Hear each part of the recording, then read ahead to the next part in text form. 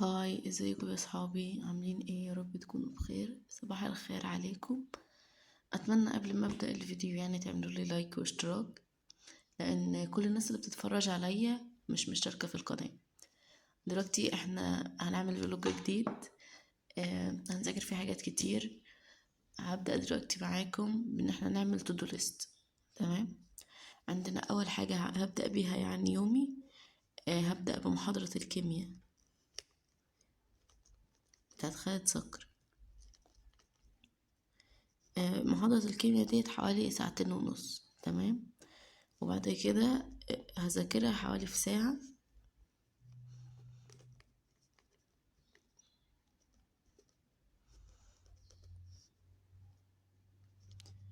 تمام. وبعد كده هحل الواجب بتاعها.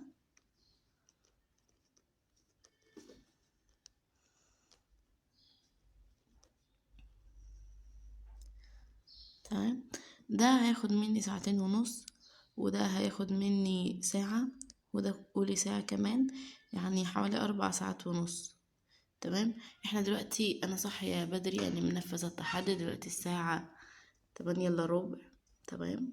اهياتي بس. وهحاول لو خلصت دول هبدأ أذاكر في محاضرة التأسيسية بتاعة الفيزياء بتاعة مستر محمد عبد المعبود.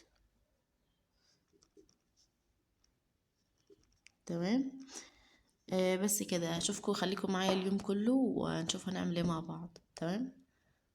اديني اهو فتحت المحاضرة وجبت كتاب مستر خالد اللي هنشتغل منه، كشكول اللي هلخص فيه، وهبدأ على طول من غير ما اتأخر. اشوفكم بعد شوية لما اخد بريك كده.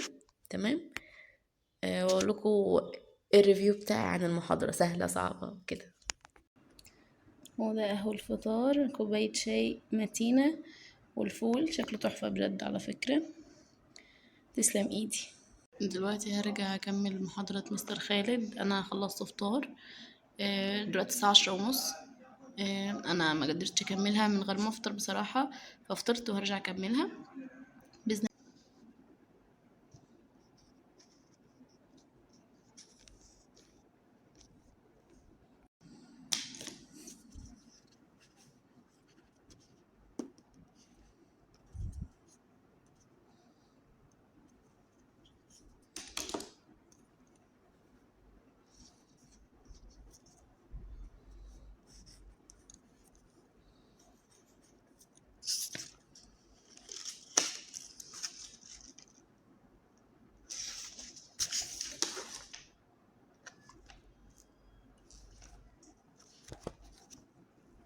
اخيرا اخيرا اخيرا خلصت المحاضرة وذكرتها.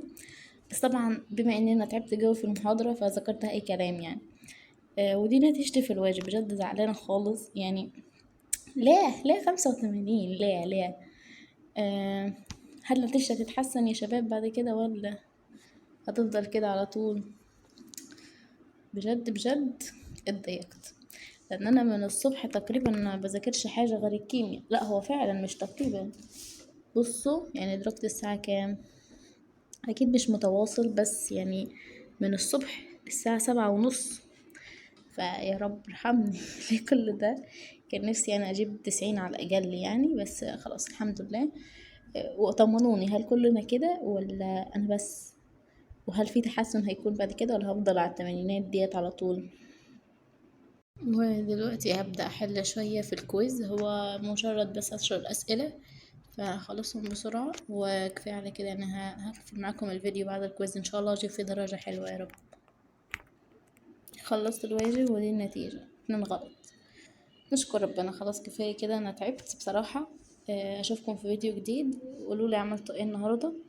عايزة انزل لكم التلخيص بتاعي بتاع الجوهري عشان تعملوا لايكات وكده، بس انا مش عارفة ده صح ولا غلط. اشوفكم في فيديو جديد. اشتركوا في القناة ما تنسوش.